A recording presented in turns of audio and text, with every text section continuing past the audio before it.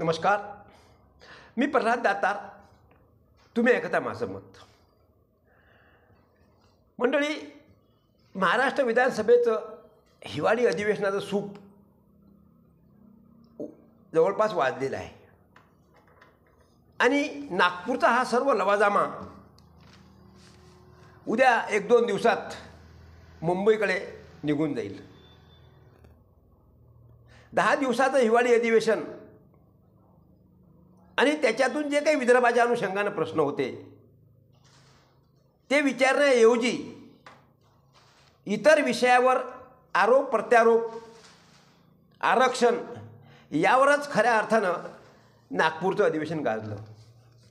आणि त्यातून मुख्यमंत्र्यांनी आत्ता शेवटी मराठ्यांना म्हणजेच जरांगे पाटलांना पुन्हा अस्वस्थ केलं आणि फेब्रुवारीमध्ये अधिवेशन, विशेष अधिवेशन हे मराठा आरक्षणावर घेतल्या जाईल असं बोलून दिलं. आणि त्यामुळे आता मराठा आरक्षणाचा विषय हा जवळपास आता पुढच्या 1-2 महिने पुढे गेलेला आहे. आणि त्यानंतर लागलीच निवडणुकीचा किंवा निवडणुकी रणधुमाळी सुरू होईल. असो, मला एक आज सांगायचं आहे की लक्षवेधी उपस्थित करून आमदारच गैरहजर कसे काय. मित्रांनो, मी ग्रामीण भागामध्ये राहतो आणि ज्या ग्रामपंचायत क्षेत्रामध्ये मी राहतो त्या ग्रामपंचायतीमध्ये प्रामुख्यानं ग्रामसभा होतात आणि पंचायत समिती स्तरावर सरपंच मेळावे होतात, ज्या सभेचे अध्यक्ष आमदार असतात. आणि या सरपंच मेळाव्यात किंवा स्थानिक ग्रामसभेमध्ये स्थानिक नागरिकांना काही प्रश्न विचारता येतात.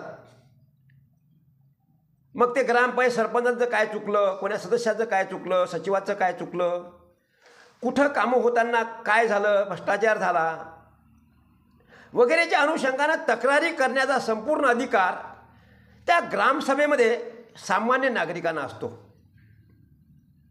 पंचायत समितीच्या आमसभामध्ये सुद्धा हा अधिकार सामान्य नागरिकासह ग्रामपंचायत सदस्यांना सुद्धा असतो, सरपंचांना असतो. की आपल्या गावामध्ये जो काही शासनाचा निधी आला असेल तो कसा खर्च झाला, किती खर्च झाला, त्या संबंधित अधिकाऱ्यांनी काय बेईमानी केली, काय चांगलं केलं, याबद्दलची तक्रार किंवा सूचना ही अध्यक्षांकडे करावी लागते. आणि त्यासाठी म्हणून 3-4-5 दिवस अगोदर ह्या तक्रारी ग्रामसभेमध्ये म्हणा किंवा त्या पंचायत समितीच्या ग्रामसभेमध्ये म्हणा मागितल्या जातात. आणि त्यामुळे तक्रारकर्ते 2-3 दिवसा अगोदर त्या तक्रारी त्या संबंधित अधिकाऱ्याकडे दाखल करतात, देतात. आणि त्यावर मग तो अधिकारी त्या तक्रारीच्या अनुषंगानं सभेमध्ये माहिती द्यायची म्हणून संबंधितांशी पत्रव्यवहार करून बोलून त्यांना ती माहिती तिथं तयार ठेवायला लावतोय. कारण त्या दिवशी संबंधित तक्रारकर्ता हा हजर राहणार असते आणि तो उभा राहून किंवा त्याचं जे काही प्रश्न दिलेले असतात त्याची प्रश्नावली जी असते त्यानुसार जर त्याचा क्रम आला तर तो तक्रारकर्ता त्या ठिकाणी हजर असला पाहिजे, हे त्यामध्ये महत्त्वाचं आहे. आणि तो हजर झाला म्हणजे त्याचा जो प्रश्न आहे तो वाचल्या जाते आणि त्याला उभं करून हा व्यक्ती आहे याने हा प्रश्न विचारला आहे आणि त्याचं अध्यक्षांच्या समोर, पंचायत समिती स्तरावर आमदार अध्यक्ष असतात, ग्रामपंचायत स्तरावर सरपंच अध्यक्ष असतात काही ठिकाणी, तर त्यांना त्याचं उत्तर द्यावं लागते. आणि त्यासाठी ज्याच्यावर तो आरोप झालेला असते त्या व्यक्तीलासुद्धा, त्या अधिकाऱ्यासुद्धा त्याच्या समोर उभं राहून त्याच्याकडून ते त्या सभेमध्ये चर्चा होऊन त्याला त्याचं उत्तर द्यावं लागते. आणि त्या उत्तराचं समाधान नाही झालं तर संबंधितांवर कारवाया होतात. किंवा त्याचं उत्तर जर त्यांनी बरोबर दिलं नाही, चुकीचं दिलं, तर त्याला त्या ग्रामसभेमध्ये, आमसभेमध्ये त्यावर एकमत होऊन अशा अधिकाऱ्यांवर, कर्मचाऱ्यांवर किंवा जे कोणती यंत्रणा असेल त्यावर कारवाईचं सूतोवाच केल्या जाते, ज्याची प्रोसिडिंगमध्ये नोंद होते. बिलकुल या स्वरूपाचं विधानसभेच्या अधिवेशनात आहे असं मला वाटते. 288 आमदाराचं असलेले सभागृह आणि त्यांच्यासाठी म्हणून होत असणारे हे अधिवेशनं आणि या अधिवेशनामध्ये सामान्यपणे तमाम आमदारांना आपले प्रश्न विचारता येतात आणि ते प्रश्न त्याची उत्तरं देण्यासाठी म्हणून त्या खात्याचे मंत्री यांना जबाबदार धरल्या जाते आणि त्यांना ती उत्तरं द्यावं लागतात. मग अशी ही जे लक्षवेधी प्रश्न असतात, लक्षवेधी असतात, या लक्षवेधीच्या अनुषंगाने संबंधित आमदारांनी काही दिवसाअगोदर असे काही प्रश्न अध्यक्षांकडे दिलेले असतात आणि त्यानुसार अध्यक्षांकडून संबंधित मंत्र्यांना त्याची माहिती दिली जाते आणि त्या मंत्र्यांना त्या तक्रारकर्त्याच्या अर्जानुसार किंवा त्याच्या विनंतीनुसार किंवा त्यांनी विचारल्यानुसार त्याला जाब द्यावा लागते आणि तो संबंधित मंत्री हा त्याला जाब देत असतो. आणि मग त्याच्यात संबंधित मंत्री काय सांगतो, तुम्ही विचारलेल्या प्रश्नात एखाद्या अधिकाऱ्याच्या अनुषंगाने प्रश्न असेल किंवा एखाद्या कुठल्याही यंत्रणेच्या संबंध नसेल, त्यामध्ये संबंधित मंत्री त्याची माहिती घेऊन तिथं उत्तर देतात आणि त्यामध्ये जर तो दोषी असेल, जी मिळाली माहिती असते प्रशासनाकडून त्यांना, त्यामध्ये जर तो दोषी दिसला तर त्याच्यावर कारवाई करण्याचे सुतोवाच हे संबंधित मंत्री त्याच ठिकाणी करतात. मग त्याचं निलंबन असेल, बडतर्फी असेल किंवा जे काही त्याला सूचना करायच्या असतील त्या सूचना त्या ठिकाणी केल्या जातात. मला हे म्हणायचं आहे मंडळी की लक्षवेधी उपस्थित करून आमदार गैरहजर का राहतात. असे कित्येक आमदार आहेत विधानसभेमध्ये की ज्यांनी अनेक लक्षवेधी विचारलेले आहेत. जवळपास मंगळवारी सकाळी 9:30 वाजता सुरू झालेल्या सत्रात 10 लक्षवेधी प्रस्तावावर आणि नियमित सत्रात 22 लक्षवेधी प्रस्तावावर चर्चा करण्याचे नियोजन करण्यात आले होते. म्हणजे जवळपास 22 आमदारांनी आपापले प्रश्न विचारले असतील, आपापल्या मतदारसंघातील असतील, काही समस्या असतील, काही त्यांची निवेदनं असतील. मग आता अशा वेळेस हे जे दिलेली लक्षवेधी आहे या अनुषंगानं अध्यक्षांनी संबंधित मंत्र्यांना तिथं हजर राहण्याबद्दलच्या सूचना केल्या होत्या किंवा संबंधित मंत्री हजरच राहत. या अधिवेशनात तर ही अशी परिस्थिती आहे की संबंधित मंत्री हजर होते पण लक्षवेधी टाकणारे, लक्षवेधी देणारे आमदारच गैरहजर. आम्ही जेव्हा ग्रामीण स्तरावर, पंचायत समिती स्तरावर, जिल्हा परिषद स्तरावर जेव्हा हे वाहतो, जेव्हा केव्हा एखादा सदस्य किंवा एखादा तक्रारकर्ता आपली तक्रार देते आणि त्या तक्रारीचा पाठपुरावा ज्या क्षणी होतो त्यावेळेस तक्रारकर्त्याचं नाव घोषित केलं जाते, विचारले जाते कोण आहे ते, अमुक अमुक व्यक्तीनी तक्रार आहे. मग त्यांनी तिथं सांगायला पाहिजे, उभं राहायला पाहिजे आणि त्यानुसार उत्तरं समोरचे व्यक्ती अधिकारी देतात, लोकप्रतिनिधी देतात आणि त्याच्यात जर काही कमी असेल त्याच्यावर कारवाई तिथं होते. हे मी माझ्या उघड्या डोळ्यांनी पाहिले. मग महाराष्ट्र विधानसभेमध्ये असे प्रश्न विचारणाऱ्या या आमदारांनी नेमकं गैरहजर का राहावं.